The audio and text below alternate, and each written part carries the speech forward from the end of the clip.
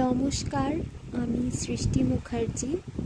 হৃদয় নীড়ের রবি চ্যানেলে আপনাদের সবাইকে স্বাগত। আরও একবার চলে এসেছি বকবক করতে। আজকে বলবো রবীন্দ্রনাথের রবীন্দ্রনাথ হয়ে ওঠার গল্প।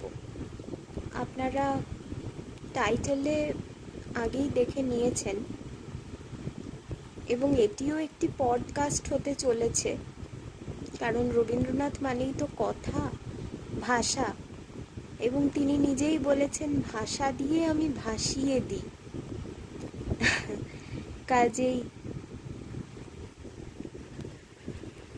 আমরাও আজকে ভেসে যাব তার ভাবনা স্রোতে, কল্পনা স্রোতে। শুধু ভাবনা বা কল্পনা নয়, আমরা আজকে যে বিষয়টা নিয়ে আলোচনা করব তা হলো রবীন্দ্রনাথ কিভাবে রবীন্দ্রনাথ হয়ে উঠলেন, একজন তথাকথিত স্বনামধন্য, প্রভাবশালী, সফল মানুষ হয়ে উঠলেন কি করে। তিনি তো আমাদের সবার রোল মডেল। তাকে দেখে আমরা চেষ্টা করি নিজেদের জীবনে কিছুটা উন্নতি করতে, উন্নতির পথে অগ্রসর হতে। কিন্তু তাকে আর কে গাইড করবে? তিনি তো আমাদের গাইড। তিনি তার ইন্সপিরেশন খুঁজে পেয়েছিলেন তার প্রকৃতি, পরিবেশ, তার বেড়ে ওঠার পথে, বড় হয়ে ওঠার পথে যে সমস্ত মানুষদের সঙ্গে সাক্ষাৎ হয়েছিল তাদের থেকে, যার মধ্যে নতুন বৌঠান অন্যতম। এসব গল্প আমরা জানি, মানে সত্যি ঘটনাগুলো, কিন্তু তার তাৎপর্যগুলো আজকে বিশ্লেষণ করব। আমি এই আলোচনাটাকে মূলত 4টি সেগমেন্ট বা পর্যায়ে ভাগ করেছি, যার প্রথমটার নাম দিয়েছি ভদ্রলোকের ছেলে মূর্খ হয়ে থাকবে। শৈশব, প্রথম দিনের সূর্য। রবীন্দ্রনাথের শৈশবের কথা আমরা যদি ক্রোনোলজিক্যালি তার জীবন নদীর প্রবাহ দেখতে পাই, তাহলে দেখব একদম তার জন্ম লগ্ন থেকেই কিন্তু সংকট এবং আলো তাকে ঘিরে ধরেছিল। কিভাবে না, 25শে বৈশাখের রাত্রি 2:39 তার জন্ম। সেই সময় যেখানে প্রসব হয়েছিল রবীন্দ্রনাথের, তার জন্মকক্ষের পাশে মহর্ষি দেবেন্দ্রনাথ ঠাকুর পায়চারি করছিলেন উৎকণ্ঠিত হয়ে। এমন অন্ধকার আঁধার রাতে যখন তিনি তার পুত্রের জন্মের সংবাদ শুনলেন, তখন বড়ই চিন্তিত হয়ে পড়েছিলেন তার ভবিষ্যৎ নিয়ে, কারণ জন্মক্ষণটি ছিল রাত। তাই তিনি তার নাম রাখলেন রবীন্দ্রনাথ। রবি অর্থাৎ সূর্য, আলোর সঙ্গে সম্পর্কিত। রবীন্দ্রনাথের জীবনেও অন্ধকার বারবার ঘনিয়ে এসেছে। অজস্র মৃত্যু প্রত্যক্ষ করেছেন তিনি, অজস্র বেদনা, বন্ধু বিচ্ছেদ, কিন্তু সেগুলোই তাকে তৈরি করেছে। আমি আজকে কোনো উদ্ধৃতি সেই অর্থে বলবো না, কোনো রচনাংশ থেকে কিছু লাইন পাঠ করেও শোনাবো না। শুধু বলবো রবীন্দ্রনাথ কিভাবে রবীন্দ্রনাথ হয়ে উঠলেন। আর কালক্ষেপ না করে আলোচনা শুরু করা যাক। প্রথম দিনের সূর্য বলতে আমি বলতে চাইছি সেই দিনটির কথা, যেদিন চন্দননগরের তাদের জমিদারি বাড়িতে, বাগান বাড়িতে নতুন বৌঠান এবং নতুন দাদার সঙ্গে বসবাসকালে রবীন্দ্রনাথ প্রথম দেখতে পেলেন সূর্যের আলো এসে পড়েছে তার বারান্দাতে। যখন লিখলেন, আজিয়ে প্রভাতে রবির কর, কেমনে পশিল প্রাণের পর, কেমনে পশিল গুহার আধারে প্রভাত পাখির গান, তখন যে লিখলেন, জাগিয়া উঠেছে প্রাণ, ওরে উথলি উঠেছে বাড়ি, প্রাণের বাসনা প্রাণের আবেগ রুধিয়া রাখিতে নারী। সে কেবল এক সূর্যোদয়ের দৃশ্যের কথা নয়, ভিতরে ভিতরেই কতকগুলো জমাট বাঁধা চাপা পাথর সরে গিয়ে নির্ঝরের স্বপ্ন ভঙ্গ হয়েছিল তার মনের মধ্যে, আক্ষরিক অর্থেই। কিন্তু কবিতা লিখে কে কটা টাকাই বা রোজগার করতে পেরেছে? অর্থের কথা আসছে, কেননা কবিতার অর্থ যতই গুরুগম্ভীর হোক, সে অর্থ অর্থাৎ টাকা এনে দিতে পারে কি? রবীন্দ্রনাথের জীবনে তিনি বারবার অর্থ সংকটের সম্মুখীন হয়েছেন। শান্তিনিকেতন ব্রহ্মচর্যাশ্রম বিদ্যালয় প্রতিষ্ঠা করতে গিয়েও তিনি অর্থ সংকটের সম্মুখীন হয়েছিলেন। কিন্তু সেই অর্থ তিনি যে সংগ্রহ করেছেন তা কিন্তু কোনো অসৎ উপায়ে নয়, কোনো চুরি জোচ্চুরি তো নয়ই। উপরন্তু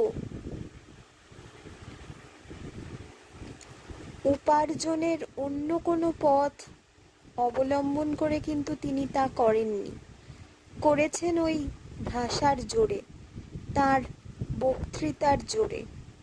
ভগ্ন স্বাস্থ্য নিয়েও কবিগুরু বক্তৃতা দিয়ে গেছেন, তার লেখা রচনাংশ পাঠ করে গেছেন একের পর এক জায়গায়।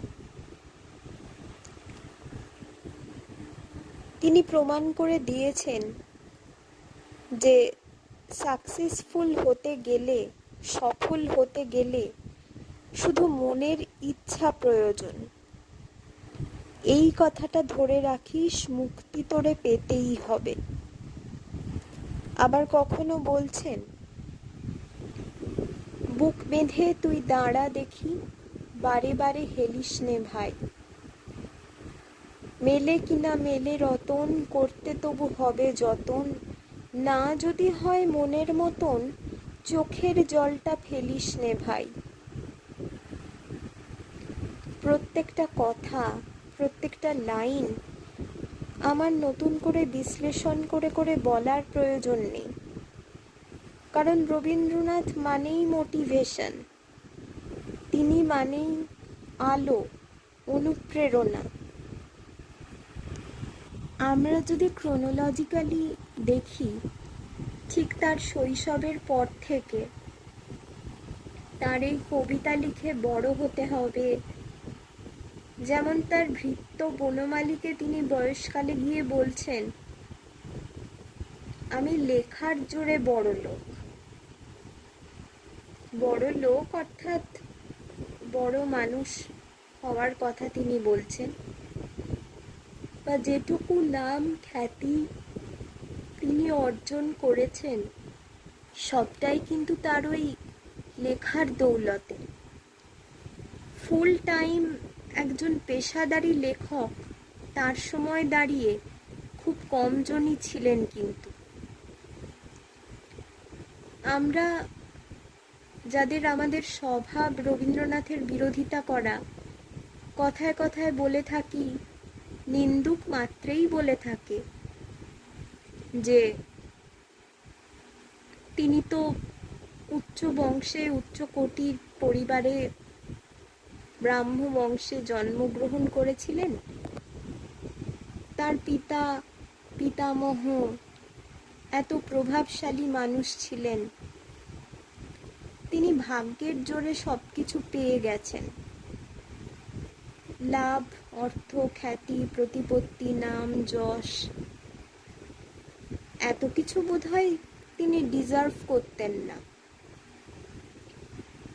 এমনটা অনেকেই বলে থাকেন। কিন্তু সম্ভাবনা বা পোটেনশিয়াল যার মধ্যে থাকবে, তার সম্ভাবনা নষ্ট হওয়ার সম্ভাবনাও থাকবে। চাঁদ যেমন থাকে, তার কলঙ্কটাও থাকে। কলঙ্ককে আমরা ক্ষত বলে ইন্টারপ্রেট করব, নাকি গর্ত বলে ব্যাখ্যা করব, নাকি সম্পূর্ণভাবে এড়িয়ে যাব, সেটা যদিও আমাদের সিদ্ধান্ত। যা হোক, রবীন্দ্রনাথের ছোটবেলায়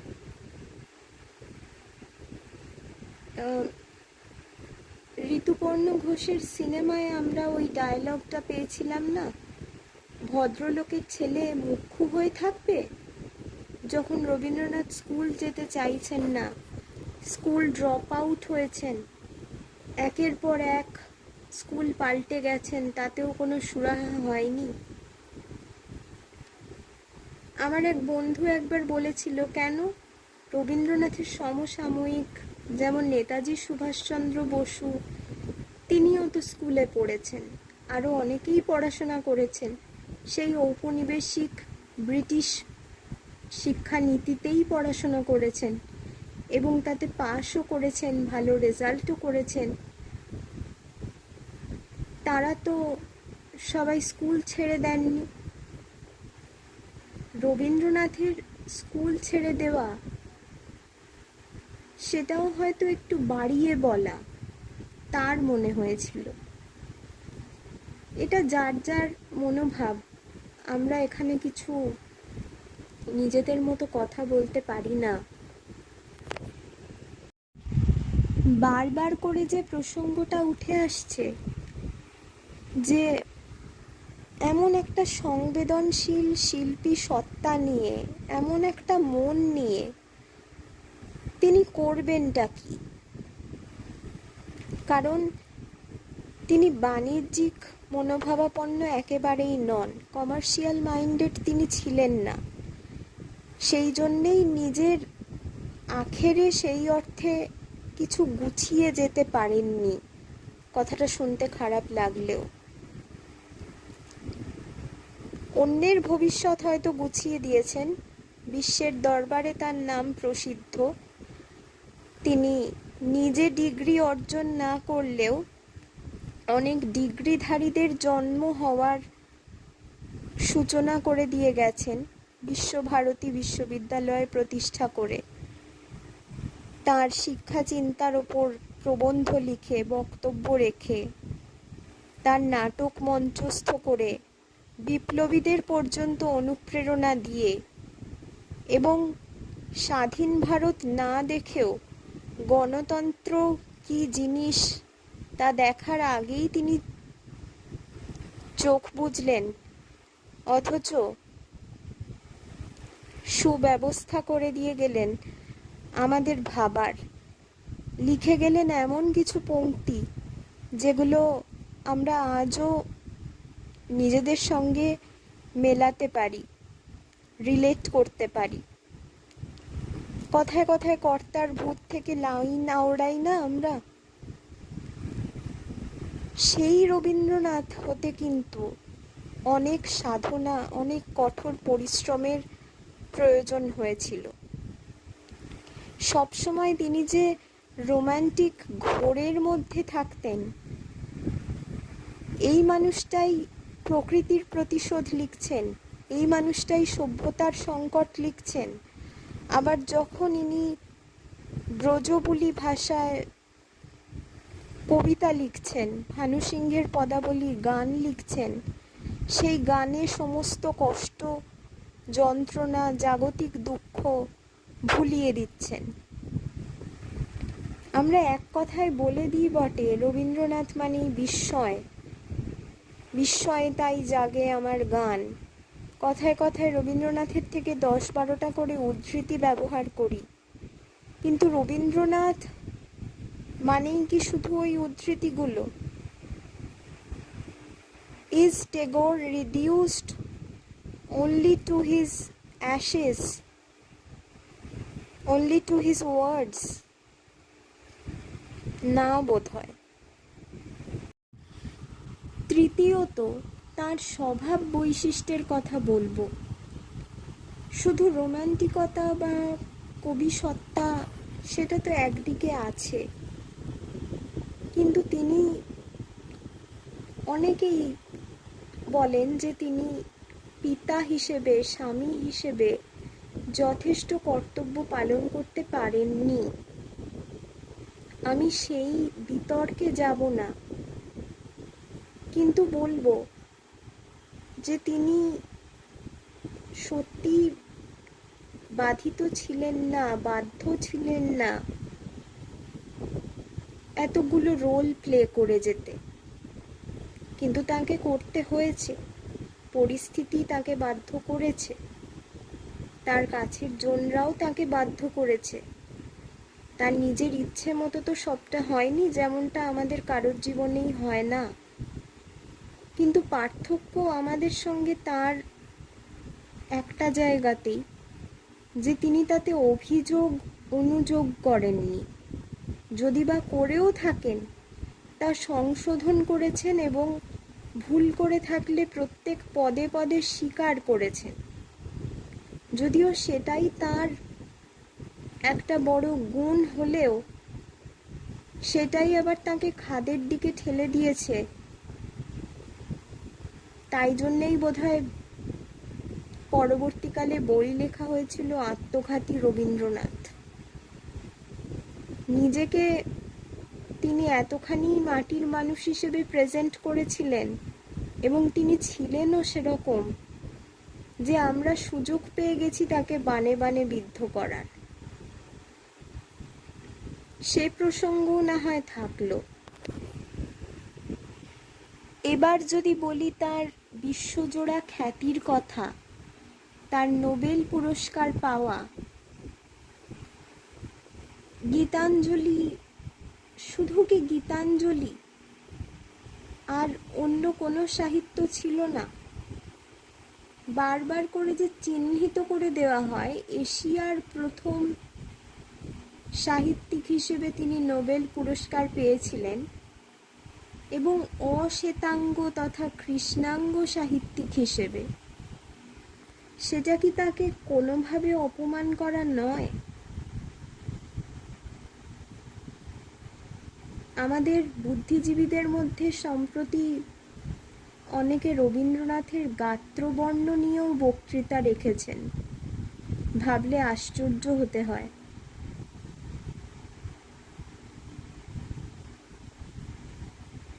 কন্ট্রোভার্সিয়াল একজন ফিগার, বহু বল্লভ নায়ক, যাকে নিয়ে সবার কাড়াকাড়ি, হাজার হাজার মানুষের জনস্রোতের মধ্যে দিয়ে যিনি ভেসে চলে যান, সুর হয়ে গান হয়ে শুধু নয়, যেদিন তিনি মৃত্যুবরণ করেছিলেন 22শে শ্রাবণ, সেই দিনটাতেও বাঙালি তাকে ছাড়েনি যথার্থ অর্থেই।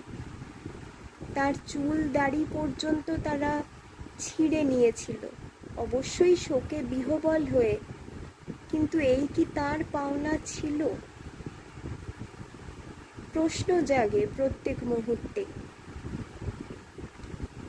মাটির সঙ্গে যার বসবাস, শ্যামলা ধরনীর বরপুত্র বলে যাকে দাবি করা হয়, যিনি নিজেকে দাবি করেন, তিনি মাটির সঙ্গে তার বসবাস সম্বন্ধ আগে থেকেই পাকা করে রাখতে চেয়েছিলেন, কিন্তু তাই বলে তাকে যেমন গগনচুম্বী অট্টালিকায় স্থান দিয়ে গজদন্ত মিনারে বসিয়ে রাখা উচিত নয়, তেমনি মাটিতে টেনে এনে ধুলোয় লুটোপুটি খাওয়ানো উচিত নয়। আমাদের ভাগ্য আমরা রবীন্দ্রনাথকে পেয়েছি, আমাদের দুর্ভাগ্য আমরা তাকে রাখতে পারিনি। আজকের বক্তব্য আর দীর্ঘায়িত করব না। জানি না এই কথার উদ্দেশ্য সফল হলো কি না। এর থেকে কেউ কোনো সদর্থক বার্তা পেয়ে নিজের জীবনকে, নিজের আত্মিক উন্নতিকে, উপলব্ধিকে এক উচ্চ মার্গের স্তরে নিয়ে যেতে পারবেন কি না। তবুও চেষ্টা থাকবে মনে মননে রবীন্দ্র চেতনার অসীম আলোক স্রোতকে করায়ত্ত করতে না পারলেও তার চেতনার দ্বারা আমাদের শ্লথ শীতল জীবনে খানিক উষ্ণতা সঞ্চার করার। সবাই ভালো থাকবেন। ধন্যবাদ।